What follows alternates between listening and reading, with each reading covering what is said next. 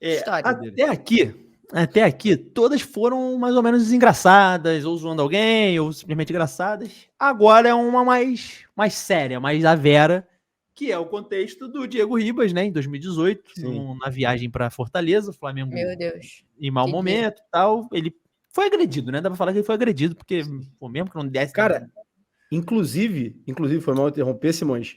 É maneira a Monique comentar. Posso estar equivocado, mas eu acho que não. A Monique pode comentar porque essa cobertura, cara, ninguém da imprensa foi, com exceção a TNT.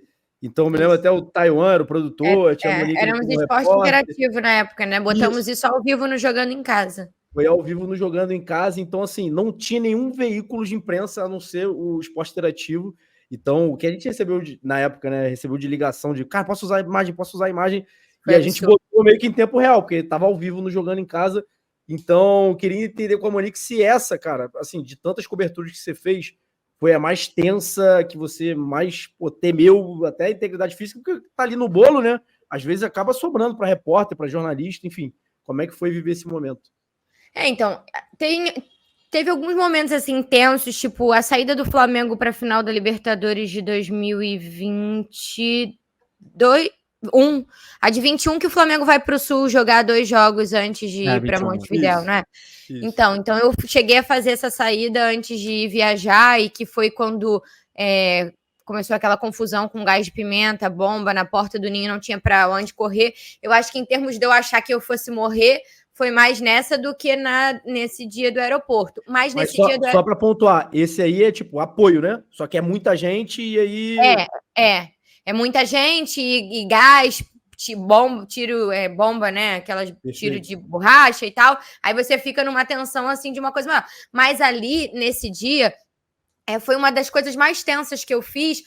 Não porque eu achasse que pudesse acontecer alguma coisa comigo e com o Fernando.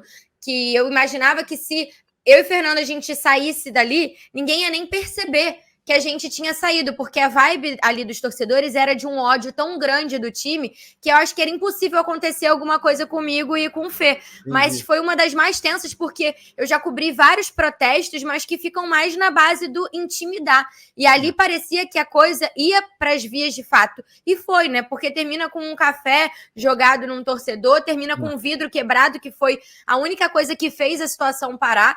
Eu acho que para contar um pouco de bastidores para a galera. A gente foi para o aeroporto, a gente estava no Ninho, aí o nosso Thay, o nosso produtor, recebeu essa informação que poderia ter um protesto, a gente foi direto para o Galeão, a gente chegou no saguão normal, não tinha sinal de movimentação, a gente viu um grupo de organizada, a gente falou, vamos ficar de olho neles, para onde eles forem a gente vai. E aí a gente viu que eles começaram a descer pela avenida para aquela entrada do Salão Nobre, porque o ônibus do Flamengo apontou assim, fazendo a curva lá ali naquela estrada próxima ao aeroporto. O Fernando saiu correndo na minha frente, a gente desceu correndo pela pista de carro mesmo e eu fui atrás. Chegou lá, o ônibus do Flamengo estava estacionado e eu não sei, eu acho que acabou sendo uma falha da segurança, assim, uma decisão errada de deixar os jogadores descerem. O Pinheiro, que é o chefe da segurança do Flamengo, conversou ali com as organizadas e entendeu, entrou num acordo que eles desceriam e tal. Só que assim, os jogadores desceram e foi uma onda de ódio absoluto, só que eles queriam era o Diego. Eles queriam o Diego, mas ninguém foi perdoado, sabe? Todo mundo que desceu, eles estavam jogando pipoca nos jogadores, eles estavam indo para cima e os seguranças tentando afastar, mas ali, apesar de estar muito tenso, ainda era uma coisa assim, controlada. Quando o Diego desce, a imagem é inacreditável, é um negócio desesperador, assim, eu bato palmas pro Diego, porque o Diego ter terminado a história dele no Flamengo da forma como terminou, e ele ter sido um cara tão importante para esse grupo, depois do que ele passou nesse episódio, foi uma das coisas mais bizarras que eu já vi, assim, foi muito tenso, e aí os jogadores que estavam dentro querem tentar voltar para defender o Diego, aí é o momento que o Diego Alves joga o cafezinho, que também virou um dos maiores memes aí da história do Flamengo. E aí, os jogadores de dentro, os torcedores de fora, as pessoas tentando agredir o Diego e um vidro estoura.